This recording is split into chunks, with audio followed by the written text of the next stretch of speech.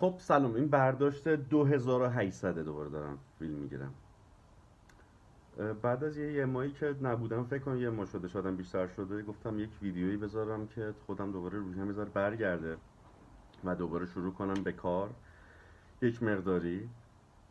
این یه ماه همتون فکر کنم دیگه میدونین دیگه چه خبر شده، میدونین که 100% میدونین چه خبر شده.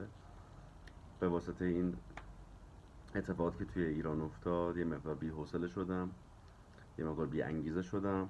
به خصوص مایی که اول کارمون واقعا بعد داریم این کار رو شروع میکنیم، خیلی چیزا تاثیر میذاره رومون، چون هی داریم زوری زوری هولش میدیم بره جلو. یه اتفاق میفته، 12 روز حال خودمون خوب نیست، یه یک ماه اینترنت نداریم، بعد چه میدونم 20 روز دوباره طول میکشه وصل شه، زورکی وصل شه، آدمو بیان، خودت حالت خوب بشه. و هنوزم واقعیتش خیلی حال اوکی ندارم، ولی باید کار رو انجام داد. این ویدیو رو هم فقط باب این گذاشتم که بدونید، یعنی گفته بودم که روند رشد این پیج رو میذارم و دیدم که خب الانم یه قسمتی از این روند دیگه بی حوصله‌ام، حوصله کار ندارم و میخواستم شما اینا رو هم بدونیم. سعی میکنم تو این هفته اخیر، یعنی چند روز آینده، یه ویدیویی حتی مسخره تر از اون چیزایی که قبلا درست میکردم حتما درست کنم.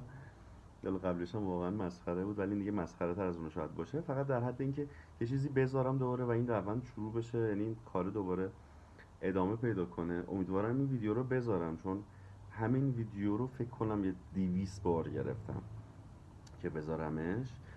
از نظر اینکه چیزی بخوام تو این ویدیو بگم که بود آموزشی داشته باشه، یعنی یاد گرفته باشم و بهتون بخوام بگم، هیچ چیزی ندارم بگم الان بهتون.